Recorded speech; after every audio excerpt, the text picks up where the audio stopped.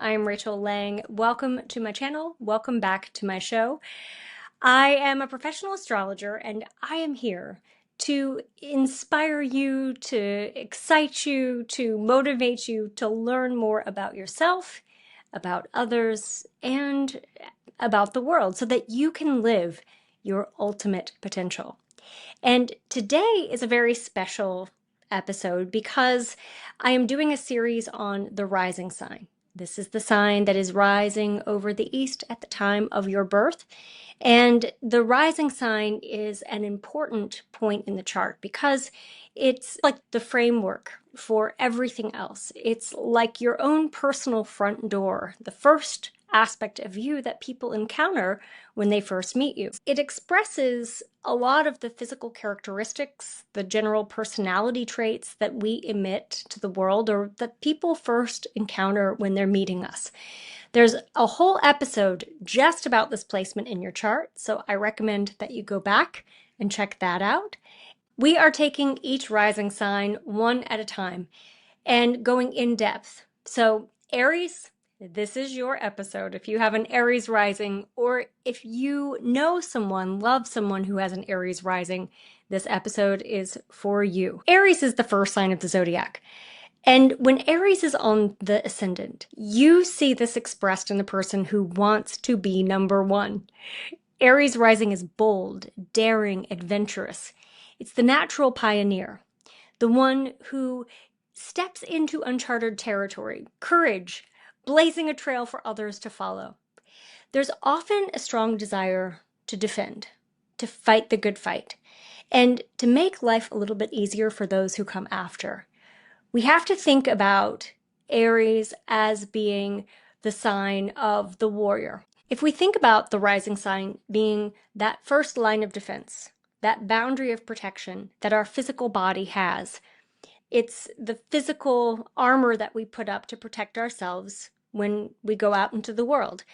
And so the image that we project, the qualities and characteristics of our rising sign, express those natural tendencies of how do we protect ourselves? Do we feel vulnerable out in the world?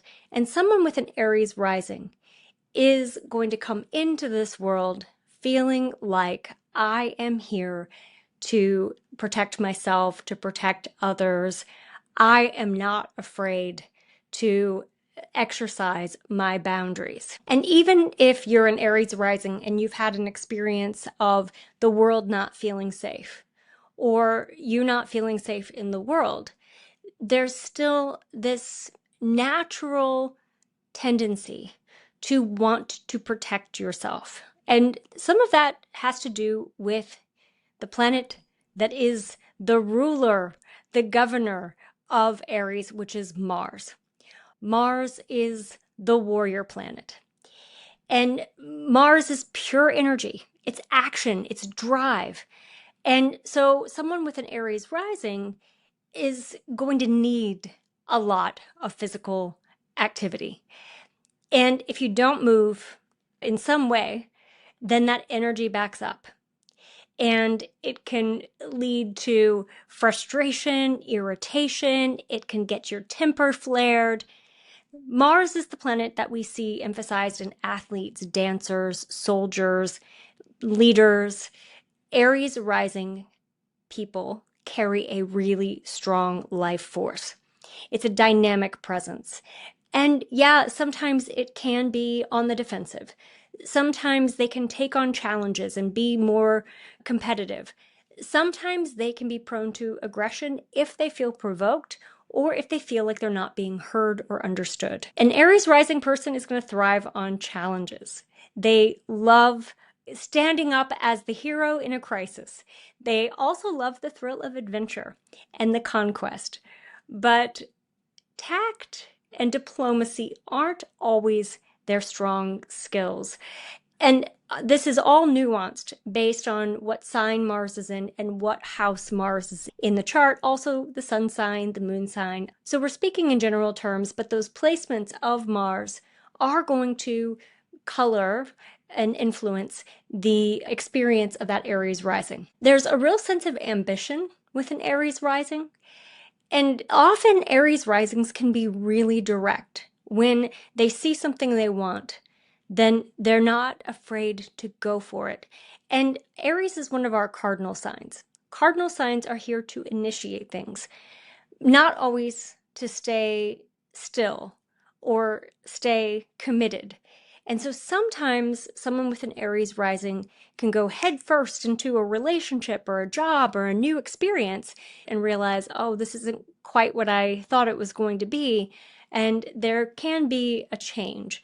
But that's part of the cardinal nature. And when your rising sign is a cardinal sign, then you experience that changeability, that willingness to course correct. You experience that more than other signs. Strengths and challenges. Aries rising is fantastic at starting new things. These are the people you want on your team. If you're starting a new project, if you're launching a new business, if you're embarking on an adventure.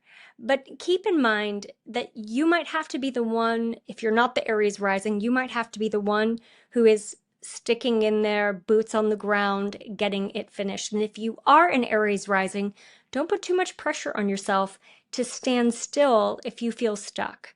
Obviously, when we start businesses, we start projects, when we are launching something, we want them to be successful. So I'm not saying cut your losses and leave. What I'm saying is that you are made for change. And for an Aries rising, the excitement is often in the beginning, in the initiation, that spark of fire. And so focus and follow through are going to be really important for you, or partnering and aligning with people who are focused and who can follow through. It's important not to let your energy scatter. You've got a lot of energy, but you can get burned out really easily. Think about the sparkler in the firework, and that's an Aries. And usually, Aries risings, you're very charismatic. You know how to motivate people. You make an excellent motivational speaker, salesperson, entrepreneur, because you have that kind of spark and you get other people excited. This is an entrepreneurial placement. Aries rising, you have the drive. You can carve out new fields. You can innovate in medicine, sports, and even surgery, because Mars relates to sharp objects. Now let's talk about romance and relationships. So Libra is going to be on the descendant, which is your house of partnership, and it's the point opposite of the rising sign. And Libra can be one of those relationship-oriented, partnership-oriented signs, but it has to be balanced or it won't work. And I find with Aries risings and Libra on the descendant, a lot of that balance and that equilibrium plays out in our who's managing the household chores, and even with things like how we spend our money and resources. There's a real need for you to feel like you're coming together with someone to create something, and like you've got support. You have so much of your own ambition and your own drive that the relationship is, you want that to complement.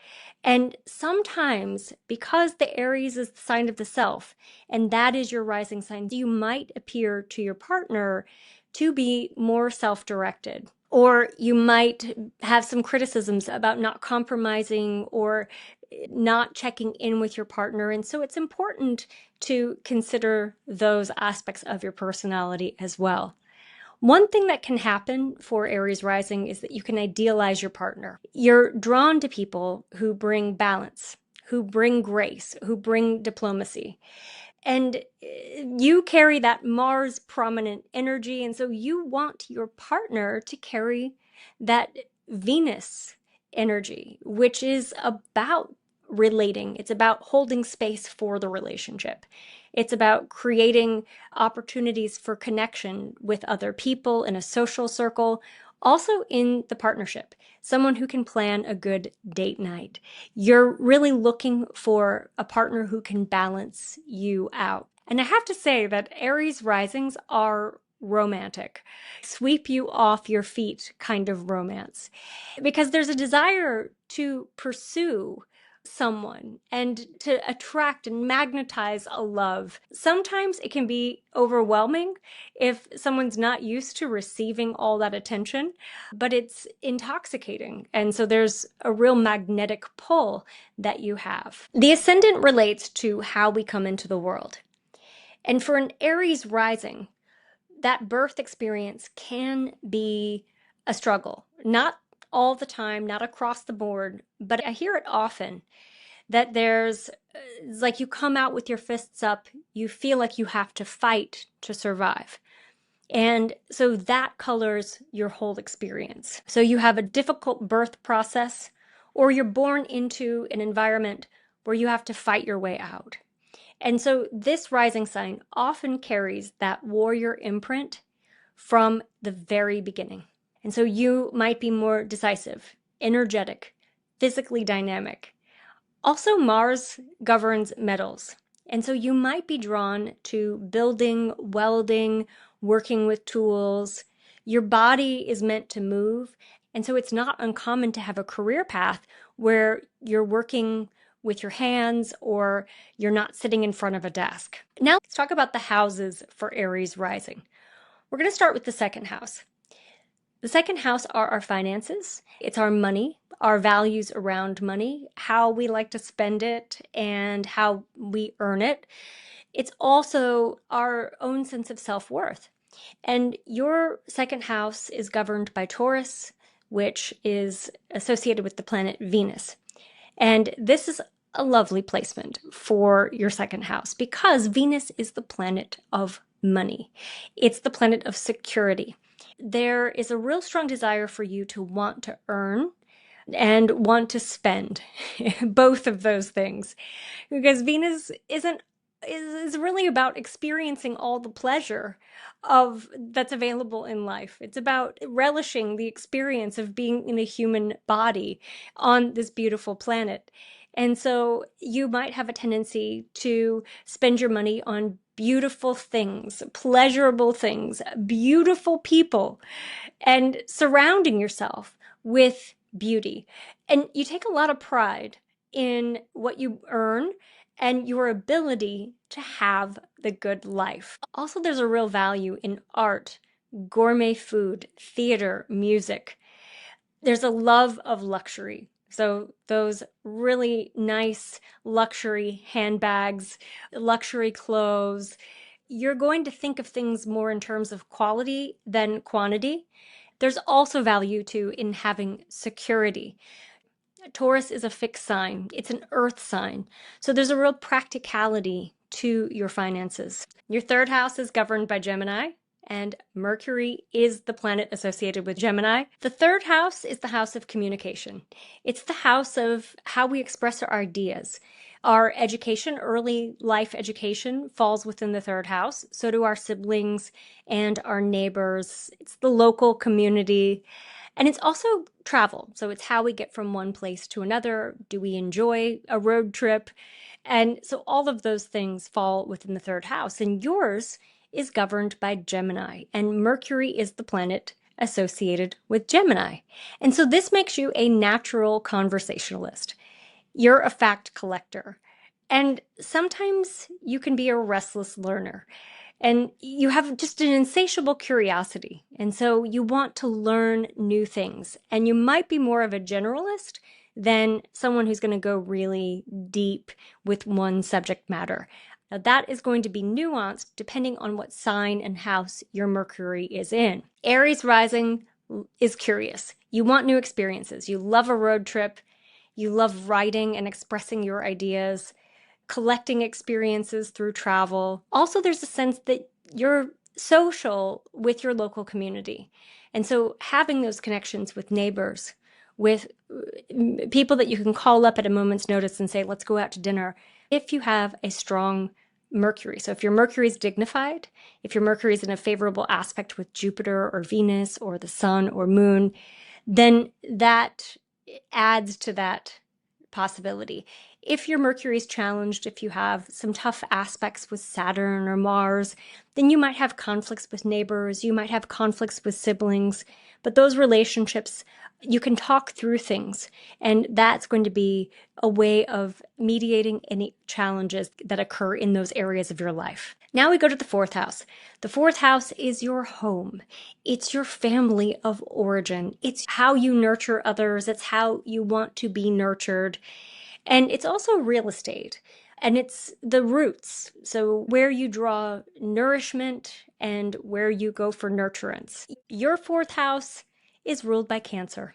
And so the moon is the luminary that's associated with that sign. So for you, having a home base is really important. Even though there's all of this insatiable curiosity, you want to know that you have some place that's yours for comfort, for protection, for that sense of family. The condition of your moon shows us a lot about your early family dynamics, and it also shows us your need to create a really solid foundation for your family. The fifth house is the Leo house, and this is governed by the sun. The fifth house relates to creativity. It's romance. It's the fun house. It's the house of our self-expression. So creative projects go into this house. It's also connected to games, gambling, speculation, and it's also related to how we want to express ourselves in the world. So if the rising sign is how others experience us and it's how we interface with the world, the fifth house is more of the self that we want to express in the world. So it's not the facade, it is the genuine sense of self-expression. If your sun is strong, if it's in Aries or Leo where it's dignified, then you have no trouble stretching your creative talents. If it's in a position with less dignity or it has challenging aspects to outer planets, then you might be more insecure about expressing yourself, or you might really need a lot of external validation. The fifth house is also the house of children. And if you have this placement, you want to be mindful not to wrap up your self-worth in the accomplishments of your children, or not for you to reflect your own parents' desires for who you're supposed to be. Now let's talk about the sixth house. This is the house of service. It's the house of what you're dedicating your life to. It's work, but not necessarily that mission-driven career work. It's more of your day-to-day routine, the kind of work environment you have, maybe what you do for work, and health and wellness also fall into this house. And so yours is ruled by Virgo. Mercury is the planet associated with Virgo. And so all of these areas of your life involve the precision, the discipline, and the curation of Virgo. Those are key words associated with that sign. And so you want to be mindful of perfectionism and not letting yourself get tangled up in resistance or in fear because of mistakes that you've made or because you're a human. Your nervous system is going to be sensitive, and criticism is going to be hard for you in work environments because you're already naturally critical of yourself, you critique others, and so having any kind of outside criticism could be more challenging for you than it would for others. I find that people who are athletes or performers have a real unique way of channeling all of that energy into creating wellness routines that support their efforts and their talents. And they can really discipline themselves to achieve incredible feats. And we have to remember Aries Rising has an air of competition. Like, you're not afraid of a challenge. And so all of that discipline with that Virgo placement can support winning a race or even just finishing a race. Now let's talk about the seventh house. And we've already touched on the seventh house, which is partnerships.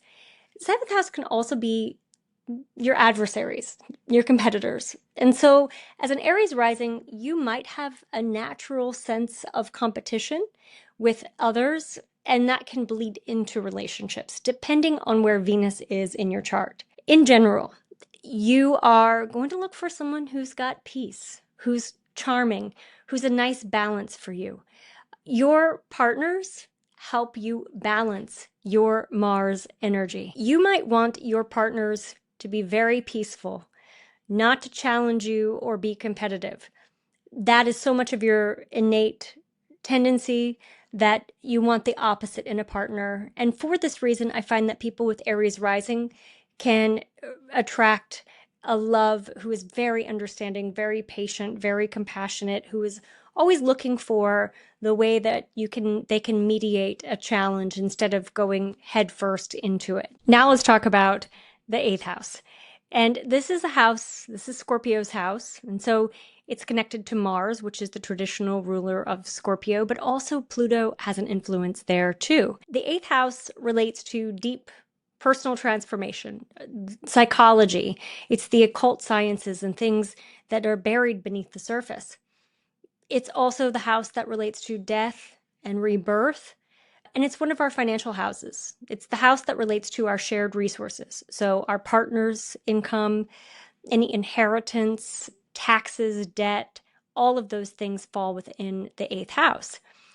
For you, depending on the condition of Mars and Pluto in your chart, you are likely going to be attracted to someone who has a certain charisma, a certain powerful presence. There's going to be in the back of your mind all of these thoughts about inheritance, about debt, about investments, about building long-term wealth, big money ventures. And so for you, there's this constant pursuit of more that can sometimes be an obsession. This is why we see a lot of entrepreneurs who have Aries risings. Depending on the condition of Mars and Pluto in your chart, you have the ability to be dedicated to creating abundance for yourself or to draw it into your life somehow. The ninth house is our house of faith, optimism. It's publishing, higher education, and also it's international travel. And your ninth house is governed by Sagittarius, which means Jupiter is the main player there for you. So this opens you up to a big worldview.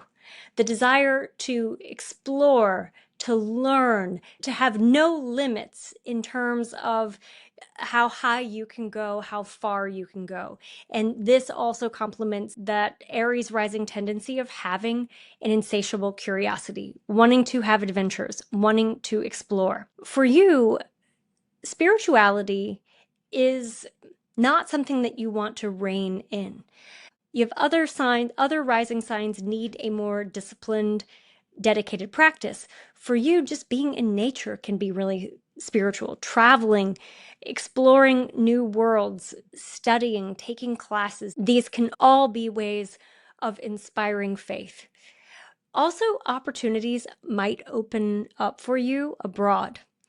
And that's because the more you get out of your routine, you get out of your day to day, the more you open yourself up to all kinds of possibilities and to magic. You really do have a deep need to have new experiences, novel experiences. Now let's talk about the 10th house. This is our house of mission. And the 10th house is that crown chakra point that relates to where our divine calling meets the public life that we have. The 10th house is also on our parental axis line. The 4th house and the 10th house both relate to our upbringing. They're both connected to family. Often the 10th house is associated with the parent that helps us to learn how to function out in the world, meaning they are the ones who are influencing our public identity, the kinds of work and career that we do. Your 10th house is ruled by Capricorn. Saturn is Capricorn's planet. And so for you, it was likely the strict parent. And Saturn can be associated with our father. And so it was likely that influence that helped to steer your sense of ambition. You really do have staying power. This defines your career. Also, there can be real karmic ties to your family and to one parent in particular, especially if there were high expectations and if you had a real pressure to achieve or to follow in your parents' footsteps. Your public image, your reputation is very serious. And there can be this authoritarian sense from your childhood that you have to make them proud, make your family proud, or that you have to follow some kind of legacy. You have the ability to really achieve respect, to become a leader, an authority figure, especially if Saturn is well placed in your chart.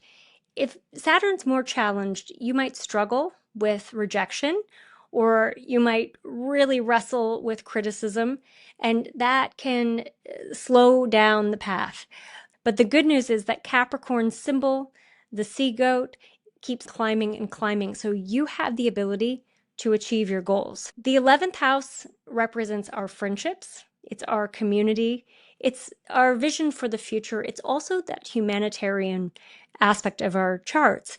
And yours is related to Aquarius, and Aquarius is governed by Saturn, traditional rulership, and Uranus. And so this gives your friendships somewhat of an iconoclastic, eclectic feel. You attract people into your life from all different walks of life.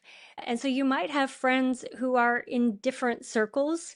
And it's interesting for you to get to be with people who are pushing the envelope, who are doing things differently. And there's a humanitarian interest as well with your social groups and with your social activities. Sometimes you can attract rebels and activists and people who are really countercultural, who are doing things out in the world that are challenging social norms. You're drawn to this. You're very curious. You love unusual people talking about unusual things. You love visionaries, change makers, groups, and activism and politics can actually be really strong outlets for you. Now we get to the 12th house. The 12th house is the house that bridges the visible 3D world and the invisible mystical realm. It's the house that relates to our deep imagination and that kind of creativity. It's also the house of the unseen forces that are at play in our lives, like those deep ancestral and karmic ties that we have. It's any kind of adversaries or enemies that aren't known to us, those internet trolls, those are also 12th house related. The 12th house is our mysticism. It's our connection to the psychic realm. And for you, Aries rising, the 12th house is ruled by Pisces. Neptune and Jupiter are the planets associated with that. And that gives you a really strong psychic sensitivity. At the same time, you might not always trust it, but your dreams can give you messages. Your intuition is always working in like that gut reaction. And you have access to the hidden realms. A lot of times that comes through your dreams, but it's important not to ignore it. There's so much of your energy that is here for making things happen, creating, being an entrepreneur, starting things. And it can be easy to let those more subtle aspects of your personality just go on the back burner. But they are actually your most important tools. So Aries rising, just to summarize everything, your rising sign is the spark that ignites the entire zodiac. You're bold, you're energized, you're pioneering, and you are here to lead with courage, to fight for what matters, and to get things started. You're the fire starter. So don't forget to discipline your energy, stay focused, and channel all of your fire in ways that build, not burn it all down. If you're an Aries rising, honor your need for adventure and movement, but also remember that strength comes from manifesting, from seeing things through as much as it does from getting everybody excited about starting something new. So, Aries Rising, I hope you have enjoyed this. If you liked it, please send it to your favorite Aries Rising. Don't forget to subscribe and leave your comments. What do you think? Thank you so much for watching, and stay tuned for Taurus.